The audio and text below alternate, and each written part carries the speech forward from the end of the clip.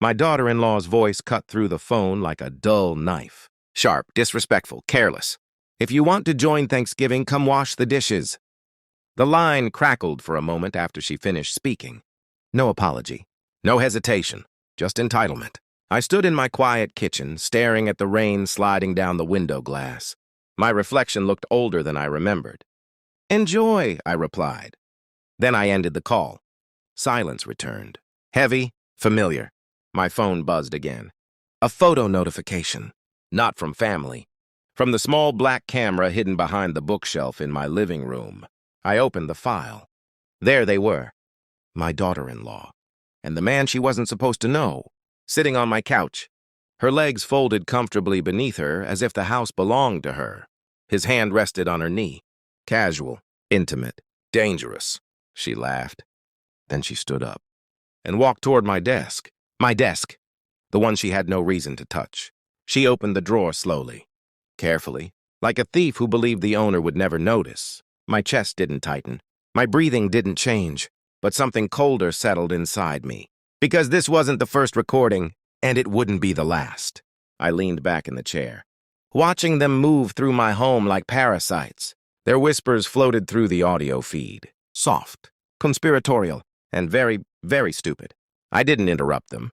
I didn't confront them. I simply pressed record. It started 3 months earlier. A strange feeling. Nothing dramatic. Just small things. My daughter-in-law visiting when my son wasn't home. Too often. Too comfortable. Too curious. She asked questions that didn't belong to her. About my finances, my accounts, my investments overseas. Once she even joked about inheritance. She smiled when she said it. But her eyes stayed serious. I noticed things. Because I always notice things. I spent 30 years building a business from nothing. Observation is survival. One afternoon, I returned home unexpectedly. Her car sat outside. My son was at work. Yet laughter drifted through the living room window. A man's voice, low, familiar in the way danger sometimes feels familiar. I didn't enter the house. I stood outside, listening. Then I heard it. A whisper. "We just need access to the documents." Her voice, soft, calculating. That night I installed cameras. Not everywhere. Just enough. The living room. The hallway. My office. I told no one. I behaved normally. Dinner with family. Birthdays? Smiles. But every evening I reviewed footage.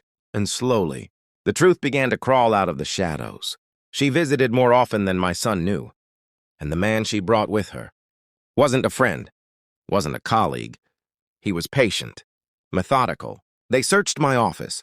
Opened drawers. Photographed papers. Whispered plans. At first I assumed greed.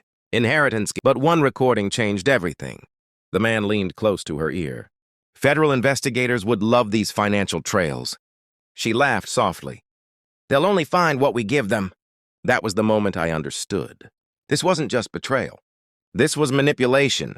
A trap. And my own family was helping build it. I watched the footage again. Then again. Until the anger cooled into something sharper. Strategy. Most people react. I prepared. Quietly. My daughter-in-law believed she was clever. She thought rummaging through my desk made her powerful. She didn't realize I controlled every piece of paper she found. Because I replaced them, all of them. Fake transaction reports, old business records altered carefully. Numbers that looked suspicious, but only to someone who wanted them to be. The kind of bait investigators would follow. Meanwhile, I moved the real accounts, closed others, shifted assets into places she had never heard of. A private trust, an overseas property, a villa high in the Swiss Alps. The recordings kept growing. Their whispers became bolder, more confident. One night, she sat at my desk again. "Once the investigation starts, he'll panic," she told the man. "And when he transfers money to protect himself, we'll know exactly where everything is." He nodded. "Then your husband gets the inheritance." She smiled slowly. "Exactly." I paused the recording. My son, my own son, he wasn't in the footage. But I knew. Silence can be louder than confession. If he didn't know, he would have asked questions. He never did. Weeks passed. The evidence grew. And then the call arrived. From a federal investigator. Calm. Professional. Asking about certain financial activities. Exactly the ones my daughter-in-law had photographed. Exactly the ones I had planted. I cooperated politely, answered every question, shared every document, including something the investigators didn't expect. The recordings. Hours of them. Whispers, plans, conspiracies. The investigator went quiet on the line. Then he said one word. Understood. The raid happened on a Tuesday morning. Not at my house. At hers. And at the apartment of the man she thought no one knew about. Federal agents arrived before sunrise. Phones confiscated. Computers seized. Every whisper they recorded in my living room now belonged to the government. I watched the news calmly that afternoon. Short segment. Federal investigation into financial conspiracy. No names yet. But the story was unfolding. My phone buzzed. My son. I let it ring. Then I received a message from my daughter-in-law. We need to talk. I ignored it. Instead, I posted something simple online. A photo. Bright blue sky. Snow-covered mountains. And the balcony of my new Swiss villa. Luxury. Peace. Freedom. Within minutes, my phone began ringing. Again, and again, and again. 71 calls. Missed. Desperate. Panicked. I answered the 72nd. Her voice cracked. Where are you? I looked out at the Alps. Cold sunlight reflecting off endless snow. Switzerland, I said. Silence. Then a whisper. You knew? Yes. She tried to cry, but guilt ruins the sound of tears. You ruined us, she said. No, I replied quietly. You ruined yourselves. She began talking faster, explaining, blaming the other man, blaming my son, blaming pressure, fear, money. Greed has many excuses. I listened. Patiently. Then I interrupted. Did you enjoy my living room? She stopped breathing for a second. The couch was comfortable, I continued. The desk drawer opened easily. Her voice trembled. You were watching? Every minute. The line went silent again. I imagined the color draining from her face. Then I added one final detail. The FBI enjoyed the recordings too. The phone slipped from her hand. I heard it hit the floor. Then the line went dead. The mountains are quiet at night. Cleaner than cities.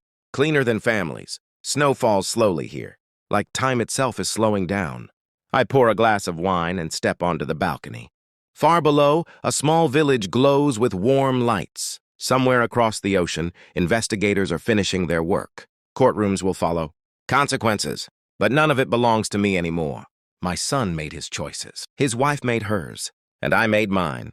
Control. Distance. Silence. People think revenge must be loud, explosive, violent. They're wrong.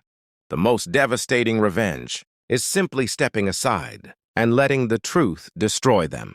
I close my phone, and for the first time in months, I feel absolutely nothing.